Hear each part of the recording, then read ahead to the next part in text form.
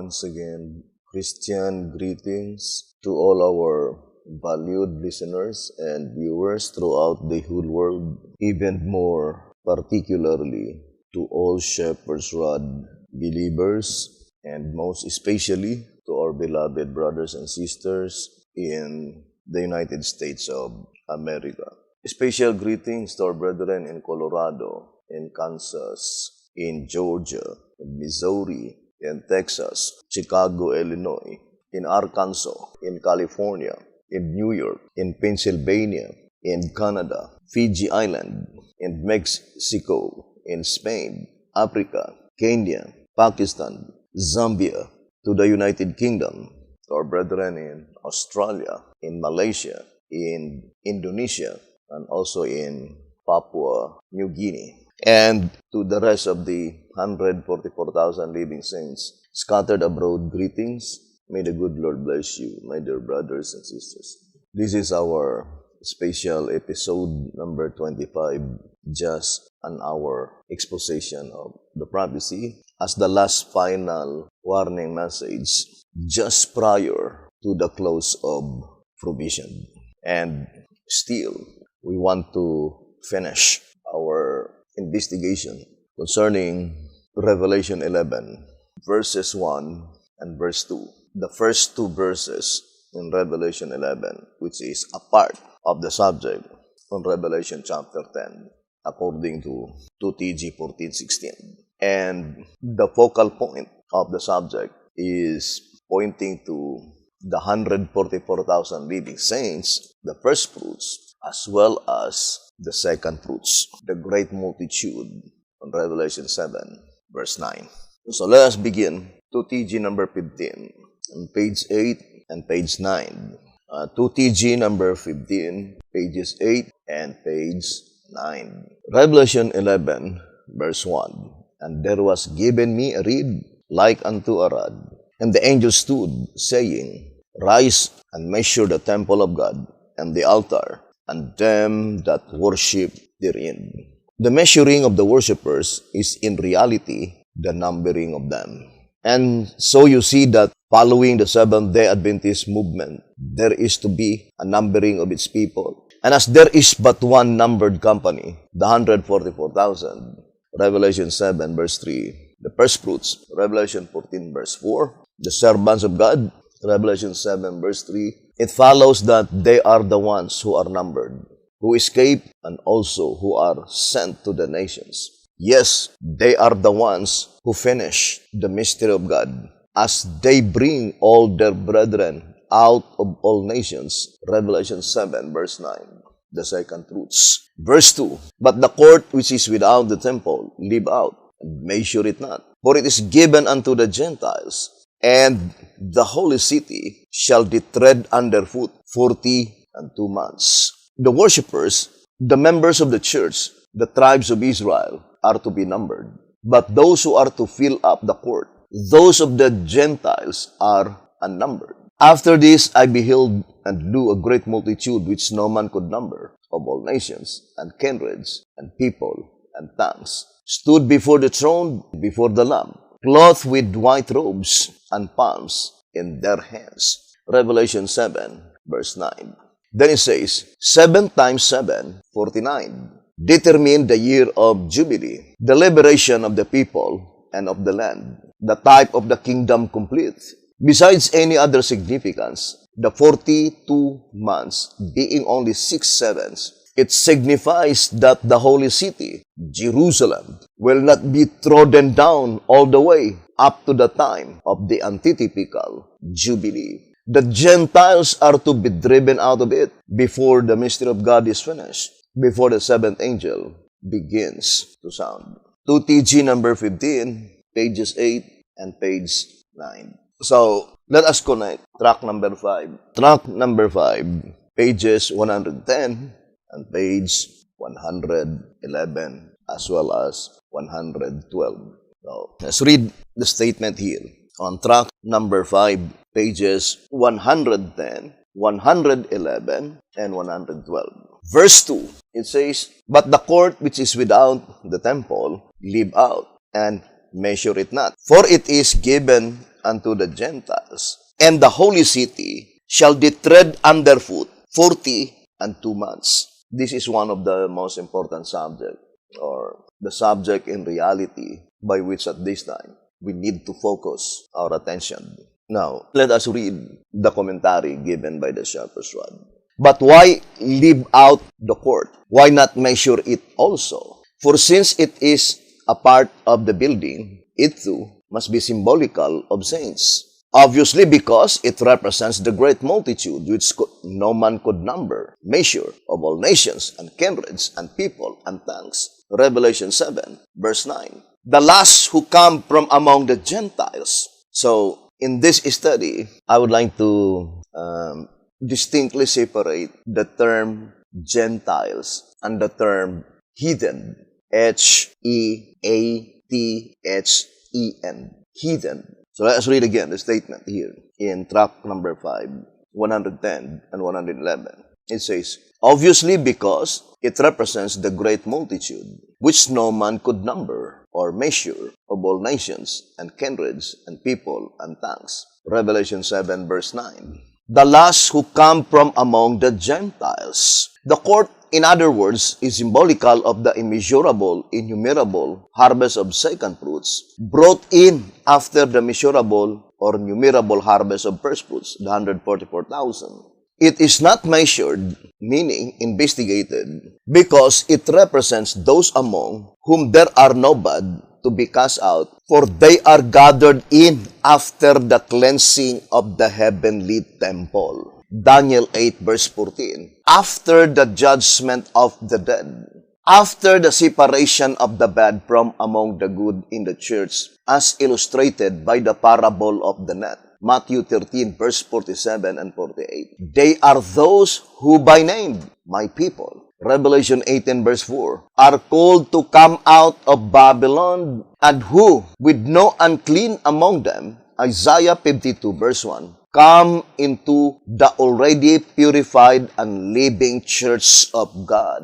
Now, then it says, the 42 months, allowing 30 days to a month, and reckoning a day for a year, Ezekiel 4, verse 6, represent the 1,260-year prophetic period, 538 AD to 1798 AD. The Gentiles here mentioned are those who tread underfoot the holy city, the church, an act which calls our attention to the Master's prediction concerning the faith of the saints during this 42 months period. And they, the church, shall fall by the edge of the sword, and shall be led away from the promised land, captive into all nations, and Jerusalem shall be trodden down by the Gentiles until the times of the Gentiles be fulfilled. Luke 21, verse 24, the time that the Gentiles go out of Jerusalem and the Israelites go in. Then it says, the occupation of the promised land by the Gentiles today was typified by the yesterday's Gentile occupation of it. And when ancient Israel returned from Egypt to the land of promise, the times of the Gentiles in those days were fulfilled. Likewise, now, when antitypical Israel, the 144,000 guileless servants of God, are sealed and taken to Mount Zion, there to stand with the Lamb, the times of the Gentiles in these days will be fulfilled. So, it is a long reading, brothers and sisters. But here we can notice that Revelation 11 verse 2 is connected by the prophet to the prophecy in Luke 21 verse 24. So we need to carefully study Revelation 11 verse 2 in connection with the prediction of Jesus Christ in Luke 21 verse 24. I would like to read again the statement on Bible commentary. So it says here, in 5 BC 1123 or 1123, it says, since to be repeated.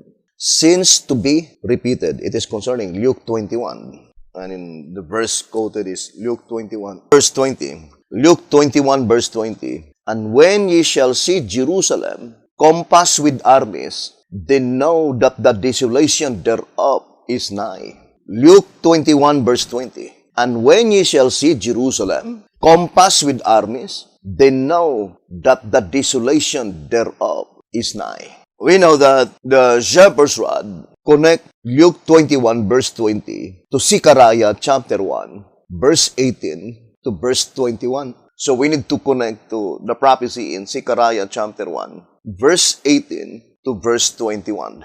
So let us read Bible commentary again and let us pray that God would help us to comprehend completely this prophetic event. And according to 5 BC 11:2-3, it says, sins to be repeated. So that sins will be repeated again, according to the voice of inspiration. It says, after speaking of the end of the world, Jesus comes back to Jerusalem, the city then sitting in pride and arrogance, and saying, I sit a queen, and shall see no sorrow. As his prophetic eye rested upon Jerusalem, he sees that as she was given up to destruction, the world will be given up to its doom. The sins that transpired at the destruction of Jerusalem will be repeated at the great and terrible day of the Lord, but in a more fearful manner. 5 BC 11:2-3. So, the voice of inspiration is very plain that the destruction of Jerusalem, that sins will be repeated again. Or in other words, the prophecy or the parabolical prophecy in Luke 21, verse 20 to verse 24 is typological, and it will be repeated again in the great and dreadful day of the Lord. Remember, the destruction of Jerusalem took place in 70 AD, and that was the time when the Jewish people were keeping the Passover week. I would like to now, let's read the great controversy. Let me see if I could read that in the Shepherd's Rod. Although, historically, that was in 70 AD when Jerusalem was destroyed by Titus in 70 AD.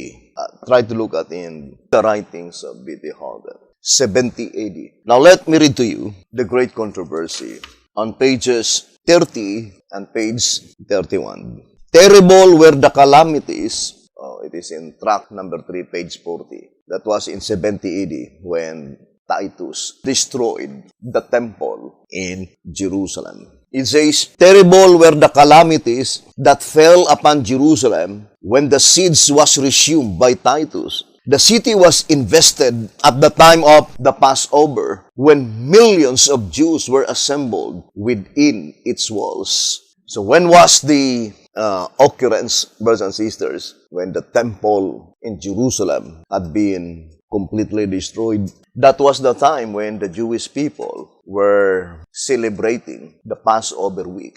It says when millions of Jews were assembled within its walls. Now, let me read to you again the statement in 2TG, number 41, page 3. It says, current events, the Palestine situation, and how close the separation. 2TG 41, page 3, current events, the Palestine situation, and how close the separation. More particularly this year, the current events concerning the Palestine situation. In tract number 12, on page 53, saying current events that may fulfill prophecy. Tract number 12, page 53. Current events that may fulfill prophecy. But our particular object in view in this study is Jerusalem. It is concerning Jerusalem. Now, let me read to you first, tract number 6, on page 33. So our study must be the book of Zephaniah, the book of Nahum, the book of Zechariah, the book of Isaiah the Gospel Prophet, together with Ezekiel and Daniel and the book of Revelation and the parable of Jesus Christ. Now here on tract number 6, page 33, it says, his vineyard desolate. And it shall come to pass in that day that every place shall be where there were 1,000 vines at 1,000 silver links. It shall even be for briars and thorns. Isaiah 7, verse 23. The fact that this vineyard figurative of the church, Isaiah 5 verse 7, wherein its vine was once worth a silver ling, has become a place for briars and thorns, shows that its husbandman has left it desolate, a type condition which Christ more fully projected in the following words. Matthew 23 verse 37 and 38. Therefore, Matthew 23 verses 37 and 38 is typological prophecy according to this reading. A type condition. It says, O Jerusalem, Jerusalem, thou that killest the prophets and stonest them which are sent unto thee, how often would I have gathered thy children together, even as a hen gathereth her chickens under her wings, and ye would not. Behold, your house is left unto you desolate. That is, it has become a place whence the divine presence and glory have departed. And those are the very words that can be heard in the destruction of Jerusalem in 70 AD. So I would like to read here in The Great Controversy, page 33. Blood flowed down the temple steps like water. Blood flowed down the temple steps like water. Thousands upon thousands of Jews perished. Above the sound of battle, voices were heard shouting, Ikabod, the glory is departed. So the statement on tract number 6, page 33, it says, it has become a place whence the divine presence and glory have departed. On that Passover week, on 70 AD, when millions of the Jews are gathering in the temple within its walls, the destruction occurred. And the shepherd's rod made it so plain that that event is typological. In the writings of Sister White, it says that that sin will be repeated again. When? At the great and terrible day of the Lord in a more fearful manner. 5 BC, 1123. Even more fearful manner. And that is the reason why we are studying this prophetic event. Current events concerning the Palestine situation. 2TG 41, page 3. And the shepherd's rod made it so plain that the subject matter is the antitypical Passover, by which on that antitypical Passover, the sins will be repeated again. Because type and antitype should exactly fit and perfectly match. Answerer number 3, page 23. 1SR Packet Edition, page 73. And also Great Controversy, 399. These types were fulfilled not only to the event, but as well as to the time. If the type Jerusalem had been destroyed on 70 AD, when the Jewish people were assembled together to celebrate the Passover week, therefore the antitype must also be during the antitypical Passover week. Such destruction will be occurred. Now, let us read again the statement here in 2TG 41, page 3. Current events, the Palestine situation, and how close the separation. I have been asked to give a study on current events, on the Palestine situation, and on the separation caused by the slaughter that is forecast in Ezekiel's vision. Then he says, I wish that I could tell you all you want to know, but I cannot say how soon the separation, the purification of the church, volume 5, page 80, will take place. God alone knows the time. All I know is that it cannot take place before we prepare the way, before our God-given work in connection with Ezekiel 9 is done. Then it will come to pass that the Lord will suddenly come to His temple, the church, and purify the sons of Levi, the ministry. Malachi 3 verses 1 to 3. But those who receive not the mark will fall under the slaughter weapons of the angels, as did the unfaithful firstborn in the night of the Passover in the land of Egypt. Now, do not forget that there are two slaughtering. So I would like to read again the statement here in the Old Symbolic Code. Let's read the Old Symbolic Code. It says here, 3 Symbolic Code, number 1 on page 8. 3 Symbolic Code, number 1, page 8. Therefore, as there are two separations, there is a double fulfillment of Ezekiel's slaughter. One in the church before the close of provision, and the other in the worldly churches after the close of provision. 3 symbolic code.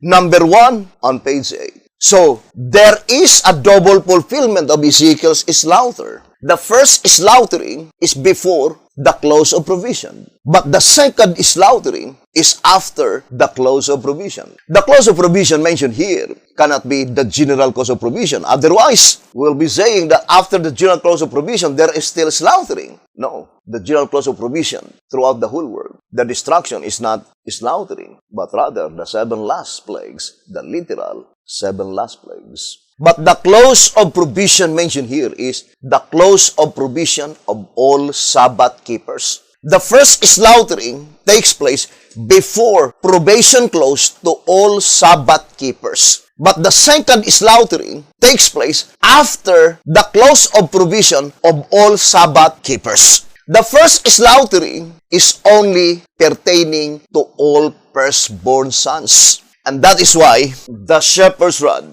plainly told us that on that slaughtering, only the firstborn sons were in danger. Let's read 1 SR Pocket Edition on page 55 and page 56. The Passover too, in which perish all the firstborn of men and beasts that were found in dwellings which had not the blood on the doorpost, forspoke an antitypical Passover, in which all who are left without the mark, because of not sighing and crying for the abominations in their midst, will surely fall under the slaughter weapons of the angels.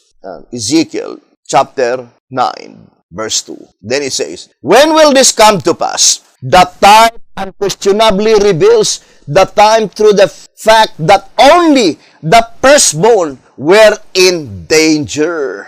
So in that slaughtering, the only people that will be slain, the only people that will be destroyed are those who are in the ministry, the firstborn. Because according to 1 SR, it says, page 96, 1 SR page 96, the firstborn, a symbol of a class of priesthood, a representation of Ezekiel 9 verse 6, last part, the ancient men that were before the house. And remember that slaughtering is only in the land of Egypt. Now, the voice of inspiration, very plain, that the firstborn, it is a symbol of class of priesthood, those who are in the ministry. So, the first slaughtering, the only ones who were in danger, according to our reading in 1 SR Pocket Edition, page 55 and 56, are only the firstborn, those who are in the ministry. I remember the statement in 2 SR on page 169. It says, in that night, wherever the blood appeared on the doorpost, the firstborn, whether male or female, perish not. Just so now, those who receive the seal have applied the blood on the doorpost forehead. And what is the seal? The present truth. In 1 SR page 28, it says, according to these scriptures, which are plainly stated, we must conclude that the saints of God are sealed with present truth in all ages. And whatever that present truth is, that is the seal. And of course, concerning the 144,000 living saints, it must be the present truth under the 7th seal. That is the only seal that concerns the living. It says in 2 SR 202, but the 7th sealing period, being the last, must concern the living. Brethren, I am not weary to remind always the statement in volume 1, 190. Dear friends, do not deceive your own condition. We cannot deceive God. We need to face the reality before everything is too late. The shepherd's rod plainly told us, it says here, Testimonies volume 1, 190, dear friends, it says, 2 SR page 18, but though it possible to deceive men, we can never impose upon God, for He knows what is in the heart. Or in other words, brethren, for example, me of myself, as well as the layman's movement, if the present truth under the 7th seal was not entrusted to us by God, and then we presumptuously believe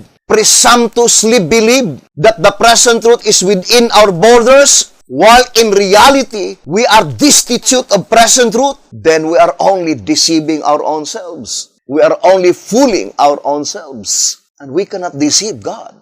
In 2SR page 95, it says, a hypocrite may hide his sin from the eyes of others and sometimes from his own conscience, but can never impose upon God. But can never impose upon God. I would like to apply that statement, brothers and sisters, that we can shout to the whole world and continually pretend like the Jewish people, saying that the present truth are within our borders, while in reality, we are destitute of the present truth under the seventh seal. We are only deceiving our own selves. The chairperson says, there is a red line. There is a boundary line. It says here in 2SR page 98, 2SR page 98, people have come to suppose they can do most anything under the guise of Christianity and get away with it. To receive the seal of the living God, no, it is not just to sigh and cry. I think every movement is sighing and crying. The Seventh-day Adventist Church is sighing and crying. Where? To the Sunday keepers. That's what they did. The non-shepherd's rod reformers, they were also sighing and crying in the mother church. But according to the voice of inspiration, sighing and crying without the present truth is not sufficient. That's why here in 1SR page 31, it says, speaking of the 144,000, volume 5, page 210 to 211 says, these sighing, crying ones had been holding forth the words of life, a message. Who are they? The 144,000 living saints that will receive the seal of the living God in their foreheads. No, they are not just sighing and crying, but they were sighing and crying while holding the words of life, the spirit of life. In 2 Symbolic Code, number 5 and 6, on page 9, it says, as long as you keep wavering on present truth, your sighing and crying will be too feeble and insufficient to place the seal of God in your forehead. As long as you keep wavering, or in other words, you did not focus your attention and you did not investigate closely if the present truth is still in your border. If you are holding the present truth while sighing and crying without the present truth, it is too feeble and insufficient to place the seal of God on our foreheads. You need to ascertain clearly first if the present truth under the seventh seal is in our own borders. And do not fool our own selves, brothers and sisters. We are only deceiving our own selves. Now, let's go back again to 2SR page 98. It says, people have come to suppose they can do most anything under the guise of Christianity and get away with it. Under the guise of Christianity. Or because you are performing good works and you are sighing and crying, then you are already satisfied. But the voice of inspiration says, people have come to suppose they can do most anything under the guise of Christianity and get away with it. God will let them continue their course until they, like Belshazzar, have passed the boundary line of divine grace, and then He will call them to account. There is a boundary line of divine grace. Then God will call them to account. Here in 2SR page 169, let us read again. It says, in that night, wherever the blood appeared on the doorpost, the firstborn, whether male or female, perish not. Just so now, those who received the seal have applied the blood on the doorpost forehead, and as the firstborn of both classes, those who died and those who did not, were a type of the present priesthood ministry. Evidently, the type points forward to a ministry in the antitype made up of both sexes. The firstborn who died represents the class that shall fall under the slaughter weapons of the 5 men, and the firstborn who escaped from death represent the class that shall receive the mark of the men with the writer's inkhorn and pass from death to life. Thus the firstborn who lived and passed through the Red Sea are a type of the 144,000. 2SR page 169. So it is very important, brethren, that we need to understand the antitypical Passover. And it says here on 2TG 41, on page 3, I am, however, certain that God will not keep us ignorant of the things we ought to know. If it becomes necessary for us to know ahead of time the day and hour of the purification of the church, the antitypical Passover, we will be told. Yes, we shall know at least as much in advance as Moses knew about the Passover in his day.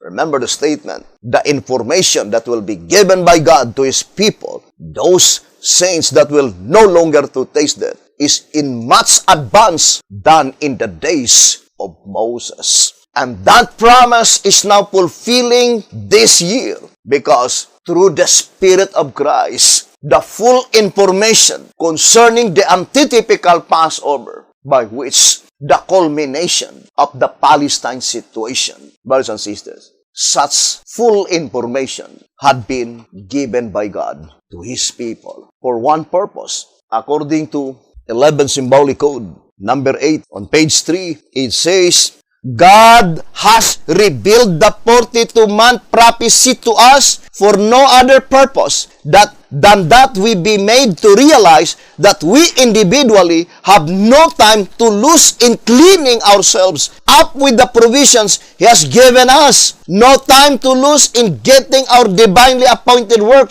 done in the church, and no time to lose in setting our own houses in order. When God's people need more information for their own good, the Lord will not withhold it from them. 11 Symbolic Code, number 8, page 3 and 4, plainly indicating that the complete unfoldment of the 42 months prophecy on Revelation 11, verse 2, Luke 21, 20 to verse 24, Zechariah 1, verse 18 to verse 21, with the book of Zephaniah and book of Nahum, will be bestowed by God the complete understanding before probation closes. Because the purpose of such revelation is we should not waste our time in cleaning up our own selves. Second, we need not to lose our time to share this message to all other people, sighing and crying. And we should not waste our time in setting our own houses in order. We will continue this subject tomorrow, brothers and sisters. Thank you very much for listening and viewing this program. May the good Lord bless you.